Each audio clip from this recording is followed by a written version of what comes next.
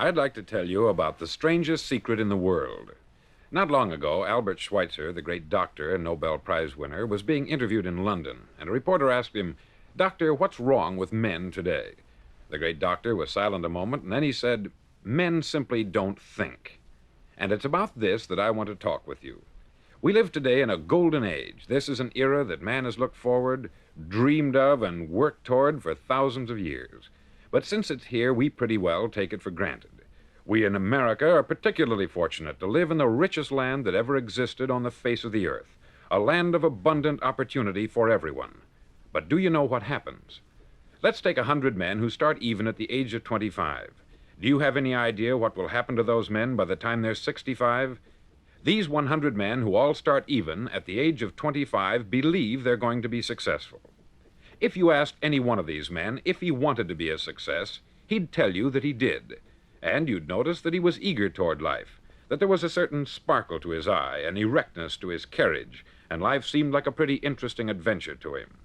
But by the time they're 65, 1 will be rich, 4 will be financially independent, 5 will still be working, 54 will be broke.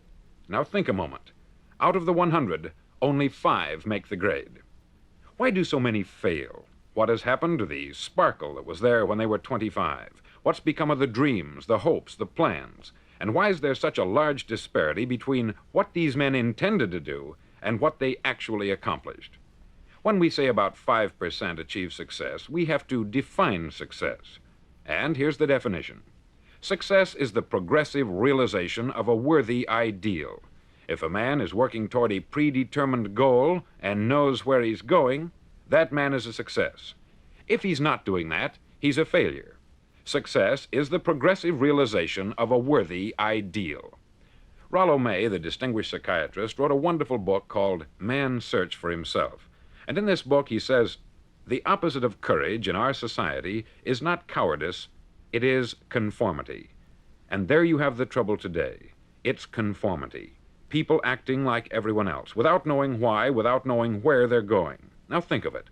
In America right now, there are over 14 million people 65 years of age and over, and about 13 million of these 14 million are broke. They're dependent on someone else for life's necessities. Now, we learn to read by the time we're 7. We learn to make a living by the time we're 25. Usually, by that time, we're not only making a living, we're supporting a family.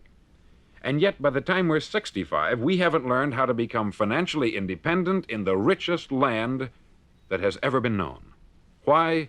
We conform. And the trouble is that we're acting like the wrong percentage group, the 95% who don't succeed. Now, why do these people conform? Well, they don't know, really. These people believe that their lives are shaped by circumstances, by things that happen to them, by exterior forces. They're outer-directed people. A survey was made one time that covered a lot of men, working men, and these men were asked this question. Why do you work? Why do you get up in the morning? 19 out of 20 had no idea. If you ask them, they'll say, everyone goes to work in the morning. And that's the reason they do it, because everyone else is doing it.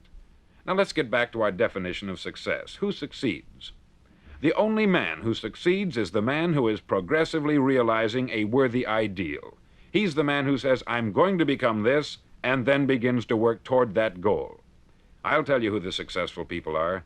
A success is the school teacher who's teaching school because that's what she wanted to do. The success is the woman who's a wife and mother because she wanted to become a wife and mother and is doing a good job of it. The success is the man who runs the corner gas station because that's what he wanted to do. The success is the successful salesman who wants to become a top-notch salesman and grow and build with his organization. A success is anyone who is doing deliberately a predetermined job because that's what he decided to do deliberately. But only 1 out of 20 does that. That's why today there isn't really any competition, unless we make it for ourselves. Instead of competing, all we have to do is create. Now, for 20 years, I looked for the key which would determine what would happen to a human being. Was there a key I wanted to know which would make the future a promise that we could foretell to a large extent? Was there a key that would guarantee a person's becoming successful if he only knew about it and knew how to use it? Well, there is such a key, and I've found it. Have you ever wondered why so many men work so hard and honestly without ever achieving anything in particular, and others don't seem to work hard and yet seem to get everything? They have the magic touch, You've heard them say that about someone. Everything he touches turns to gold. And have you ever noticed that a man who becomes successful tends to continue to become successful? And on the other hand, have you noticed how a man who is a failure tends to continue to fail? It's because of goals. Some of us have them, some don't. People with goals succeed because they know where they're going. Now think of a ship leaving a harbor, and think of it with the complete voyage mapped out and planned. The captain and crew know exactly where it's going and how long it will take. It has a definite goal.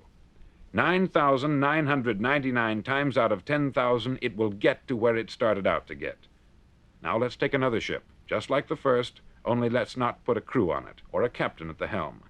Let's give it no aiming point, no goal, no destination. We just start the engines and let it go.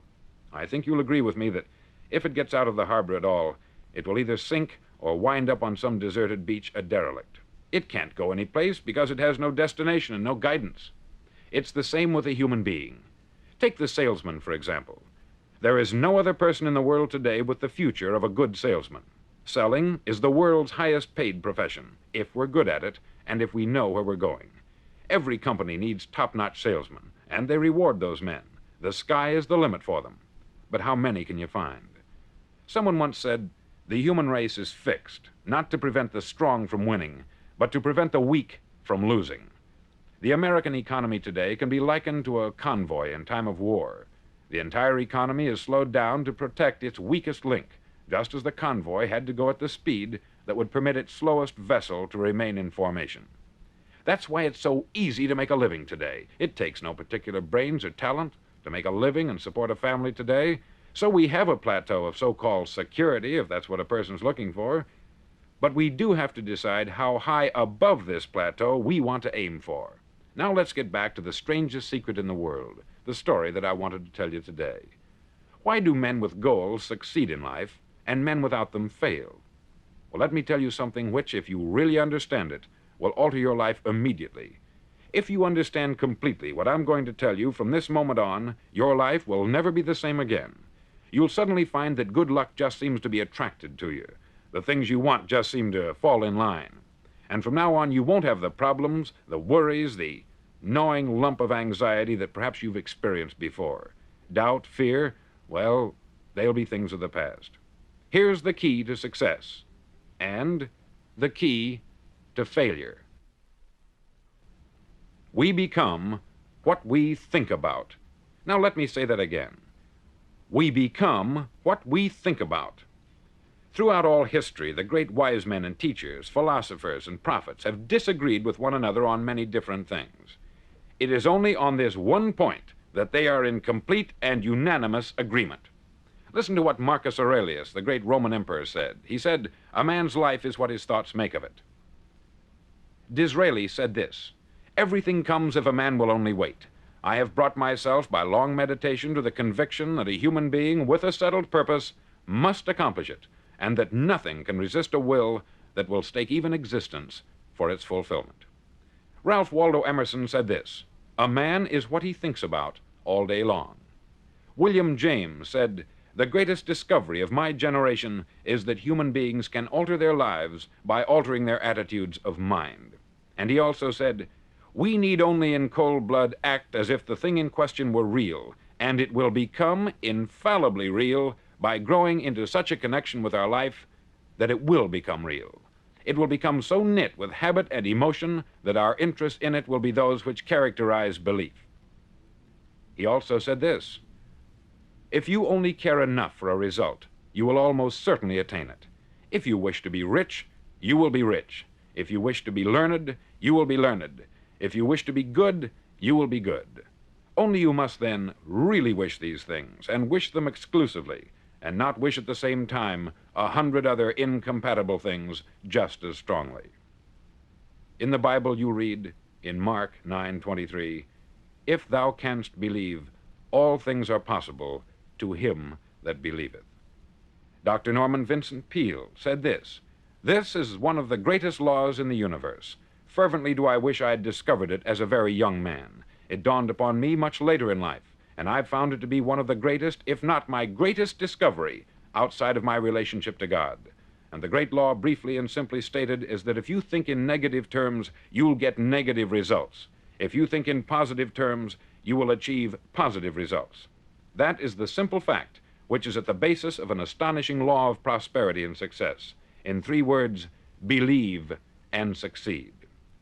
William Shakespeare put it this way: "Our doubts are traitors, and make us lose the good we oft might win by fearing to attempt." George Bernard Shaw said, "People are always blaming their circumstances for what they are. I don't believe in circumstances. The people who get on in this world are the people who get up and look for the circumstances they want, and if they can't find them, make them." Well, it's pretty apparent, isn't it?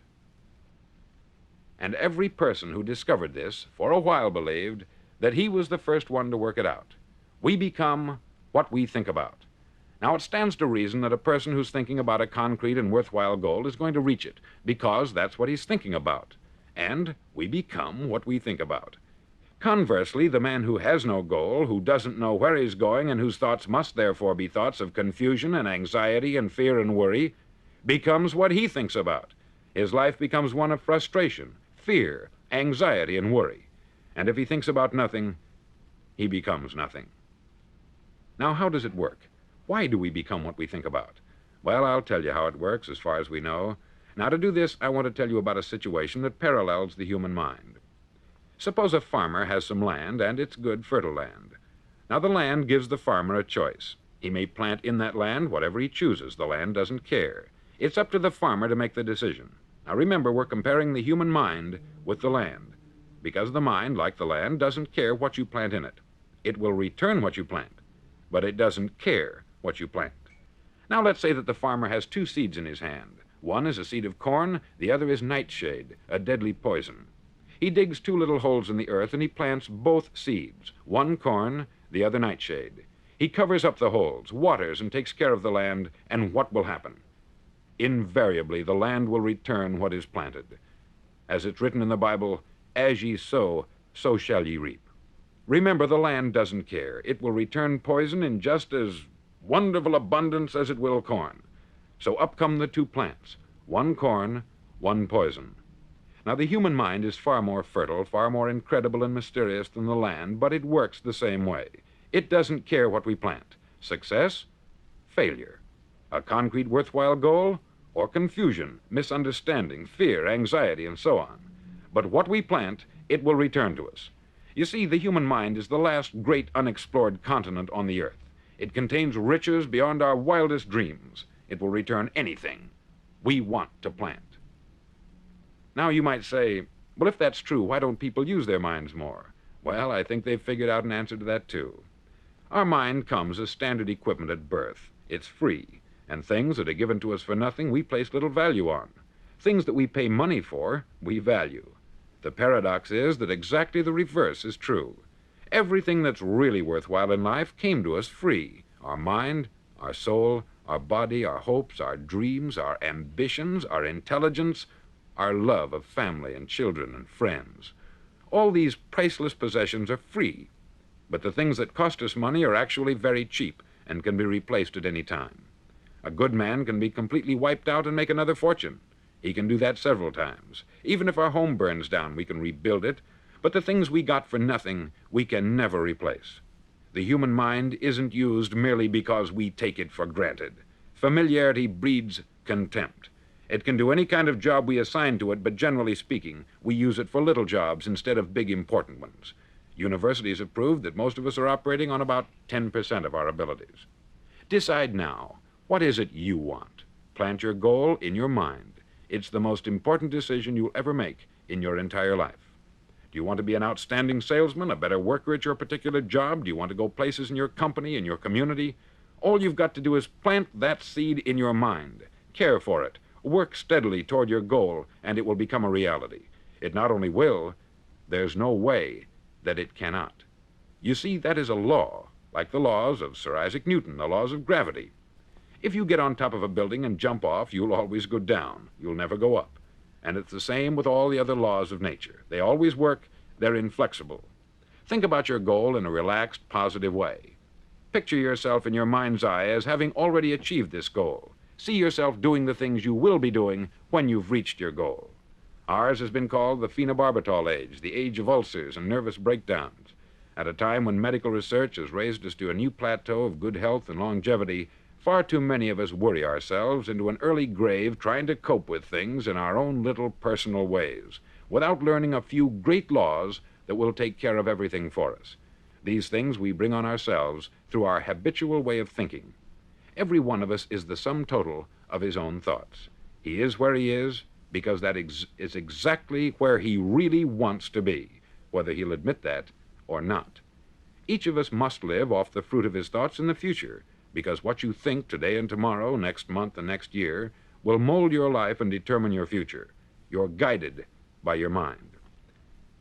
I remember one time I was driving through Arizona and I saw one of those giant earth-moving machines roaring along the road at about 35 miles an hour with what looked like 20 tons of dirt in it, a tremendous, incredible machine, and there was a little man perched way up on top with the wheel in his hands guiding it. And as I drove along, I was struck by the similarity of that machine to the human mind. Just suppose you're sitting at the controls of such a vast source of energy. Are you going to sit back and fold your arms and let it run itself into a ditch? Or are you going to keep both hands firmly on the wheel and control and direct this power to a specific, worthwhile purpose? It's up to you. You're in the driver's seat. You see, the very law that gives us success is a two-edged sword. We must control our thinking. The same rule that can lead a man to a life of success, wealth, happiness, and all the things he's ever dreamed of for himself and his family, that very same law can lead him into the gutter. It's all in how he uses it, for good or for bad. This is the strangest secret in the world. Now, why do I say it's strange, and why do I call it a secret? Actually, it isn't a secret at all. It was first promulgated by some of the earliest wise men, and it appears again and again throughout the Bible. But very few people have learned it, understand it. That's why it's strange, and why, for some equally strange reason, it virtually remains a secret. I believe that you could go out and walk down the main street of your town and ask one man after another what the secret of success is, and you probably wouldn't run into one man in a month who could tell you. Now, this information is enormously valuable to us if we really understand it and apply it. It's valuable to us not only for our own lives, but the lives of those around us, our family, employees, associates, and friends. Life should be an exciting adventure. It should never be a bore. A man should live fully, be alive. He should be glad to get out of bed in the morning. He should be doing a job he likes to do because he does it well. One time I heard Grove Patterson make a speech, the editor-in-chief of the Toledo Daily Blade, and as he concluded his speech, he said something that I've never forgotten. He said something like this: "My years in the newspaper business have convinced me of several things, among them that people are basically good, and that we came from someplace, and we're going someplace. So we should make our time here an exciting adventure. The architect of the universe didn't build a stairway leading nowhere. And the greatest teacher of all, the carpenter from the plains of Galilee, gave us the secret time and time again. As ye believe, so shall it be done unto you." On side number 1 of this record, I've explained the strangest secret in the world and how it works. Now, on this side, I want to explain how you can prove to yourself the enormous returns possible in your own life by putting this secret to a practical test. I want you to make a test that will last 30 days. Now, it isn't going to be easy. If you'll give it a good try, it will completely change your life for the better. Back in the 17th century, Sir Isaac Newton, the English mathematician and natural philosopher, gave us some natural laws of physics which apply as much to human beings as they do to the movement of bodies in the universe.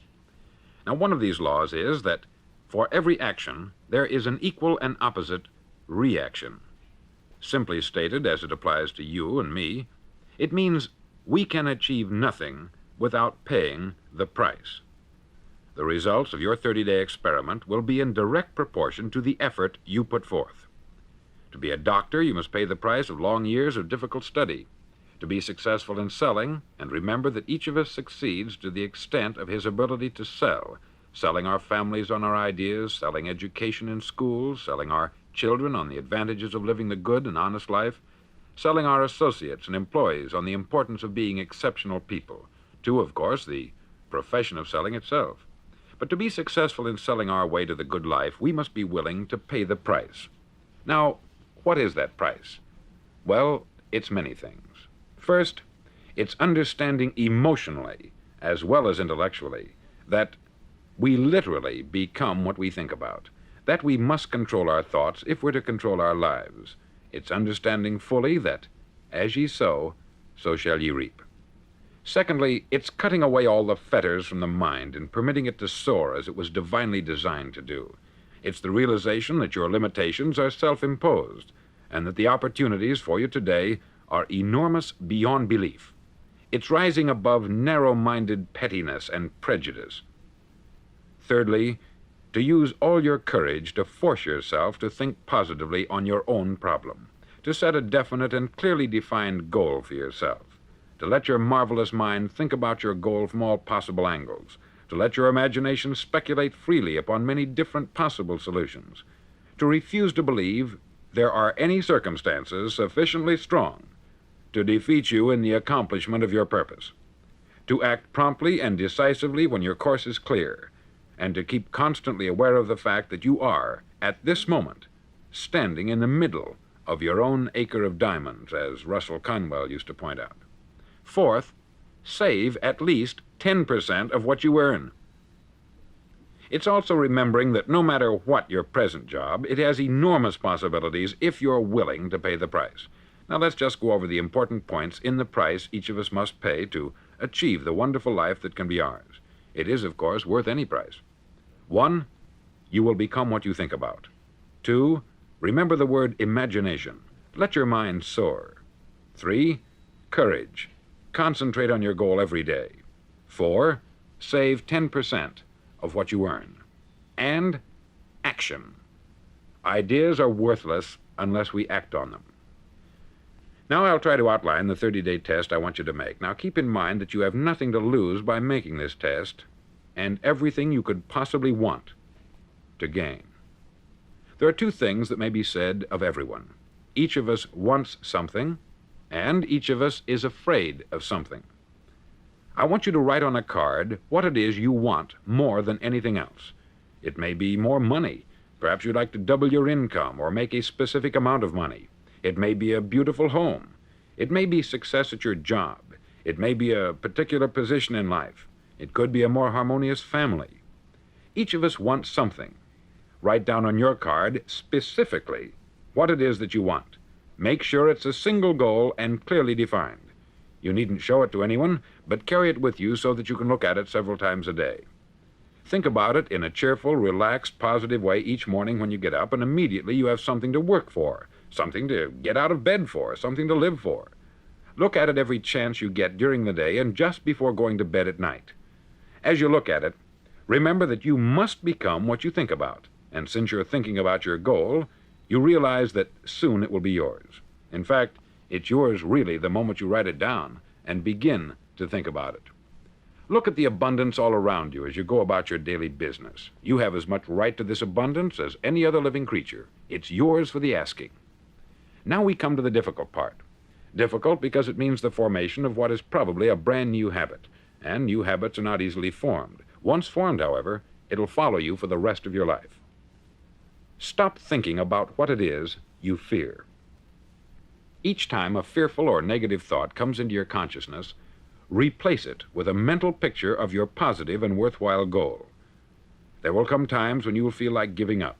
It's easier for a human being to think negatively than positively. That's why only 5% are successful. You must begin now to place yourself in that group. For 30 days, you must take control of your mind.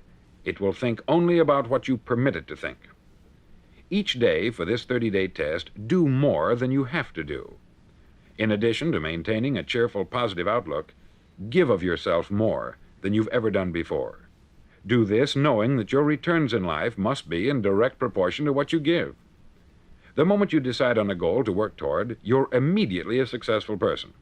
You're then in that rare and successful category of people who know where they're going. Out of every 100 people, you belong to the top 5. Don't concern yourself too much with how you're going to achieve your goal.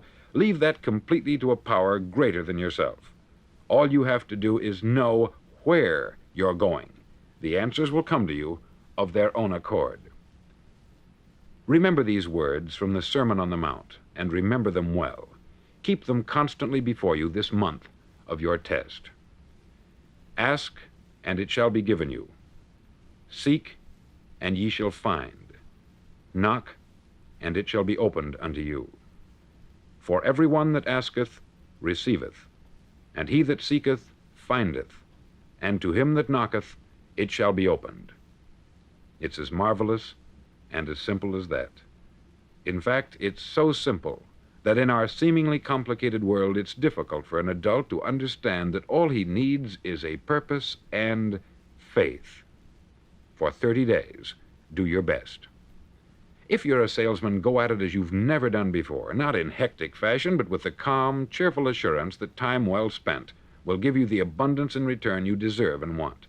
If you're a homemaker, devote your 30-day test to complete giving of yourself without thinking about receiving anything in return, and you will be amazed at the difference it makes in your life. No matter what your job, do it as you've never done it before for 30 days. And if you've kept your goal before you every day, you'll wonder and marvel at this new life you've found. Dorothea Brand, outstanding editor and writer, discovered it for herself and tells about it in her fine book, Wake Up and Live. Her entire philosophy is reduced to the words, act as though it were impossible to fail. She made her own test with sincerity and faith, and her entire life was changed to one of overwhelming success. Now you make your test for 30 full days. Don't start your test until you've made up your mind to stick with it. You see, by being persistent, you're demonstrating faith. Persistence is simply another word for faith. If you didn't have faith, you would never persist. If you should fail during your first 30 days, by that I mean suddenly find yourself overwhelmed by negative thoughts, you've got to start over again from that point and go 30 more days. Gradually, your new habit will form until you find yourself one of that wonderful minority to whom virtually nothing is impossible. Don't forget the card. It's vitally important as you begin this new way of living. On one side of the card, write your goal, whatever it may be. On the other side, write the words we've quoted from the Sermon on the Mount. Ask, and it shall be given you. Seek, and ye shall find. Knock, and it shall be opened unto you. In your spare time during your test period, read books that will help you. Inspirational books like the Bible, Dorothea Brand's Wake Up and Live, The Magic of Believing by Claude Bristol, Think and Grow Rich by Napoleon Hill, and other books that instruct and inspire. Nothing great was ever accomplished without inspiration. See that during these crucial first 30 days, your own inspiration is kept at a peak. Above all, don't worry. Worry brings fear, and fear is crippling. The only thing that can cause you to worry during your test is trying to do it all yourself. Know that all you have to do is hold your goal before you. Everything else will take care of itself. Remember also to keep calm and cheerful. Calm and cheerful. Don't let petty things annoy you and get you off course. Now, since making this test is difficult, some may say, well, why should I bother? Well, look at the alternative. No one wants to be a failure. No one really wants to be a mediocre individual. No one wants a life constantly filled with worry, fear, and frustration. Therefore, remember that you must reap that which you sow. If you sow negative thoughts, your life will be filled with negative things. If you sow positive thoughts, your life will be cheerful, successful, and positive. Now, gradually, you will have a tendency to forget what you've heard on this record. Play it often. Keep reminding yourself of what you must do to form this new habit. Gather your whole family about and listen to what's been said here at regular intervals. You know, most men will tell you that they want to make money without understanding the law. The only people who make money work in the mint. The rest of us must earn money. This is what causes those who keep looking for something for nothing or a free ride to fail in life. The only way to earn money is by providing people with services or products which are needed and useful. We exchange our product or service for the other man's money. Therefore, the law is that our financial return will be in direct proportion to our service. Success is not the result of making money. Making money is the result of success, and success is in direct proportion to our service. Most people have this law backwards. They believe that you're successful if you earn a lot of money.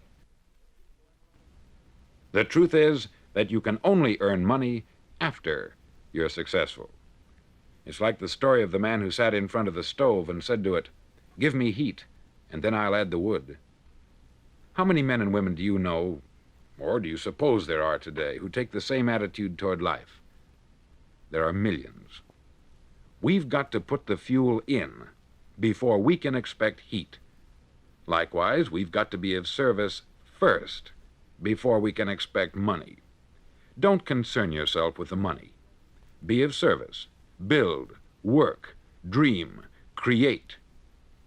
Do this, and you'll find there's no limit to the prosperity and abundance that will come to you. Prosperity is founded upon a law of mutual exchange.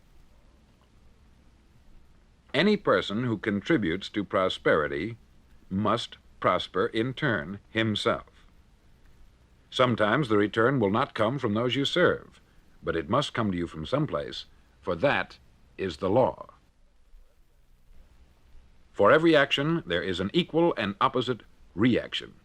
As you go daily through your 30-day test period, remember that your success will always be measured by the quality and quantity of service you render, and money is a yardstick for measuring this service. No man can get rich himself unless he enriches others. There are no exceptions to a law. You can drive down any street in America and from your car estimate the service that's being rendered by the people living on that street. Had you ever thought of this yardstick before? It's interesting. Some, like ministers and priests and other devoted people, measure their returns in the realm of the spiritual, but again, their returns are equal to their service. Once this law is fully understood, any thinking person can tell his own fortune. If he wants more, he must be of more service to those from whom he receives his return. If he wants less, he has only to reduce this service. This is the price you must pay for what you want.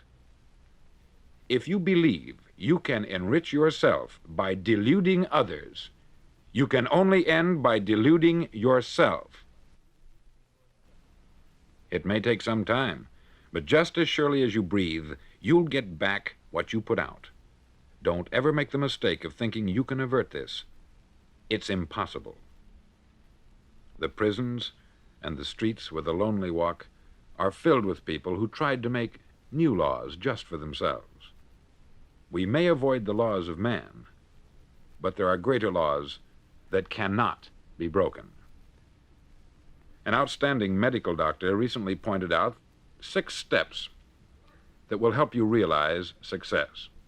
1, set yourself a definite goal. 2, quit running yourself down. 3, stop thinking of all the reasons why you cannot be successful, and instead think of all the reasons why you can. 4, trace your attitudes back through your childhood and try to discover where you first got the idea you couldn't be a success, if that's the way you've been thinking. 5, change the image you have of yourself by writing out a description of the person you would like to be. And 6, act the part of the successful person you have decided to become. The doctor who wrote those words is a noted West Coast psychiatrist, David Harold Fink, M.D. Do what all the experts since the dawn of recorded history have told you you must do. Pay the price by becoming the person you want to become. It's not nearly as difficult as living unsuccessfully. Make your 30-day test. Then repeat it Then repeat it again. Each time it will become more a part of you until you'll wonder how you could ever have lived any other way. Live this new way, and the floodgates of abundance will open and pour over you more riches than you may have dreamed existed. Money? Yes, lots of it. But what's more important, you'll have peace. You'll be in that wonderful minority who lead calm, cheerful, successful lives. Start today.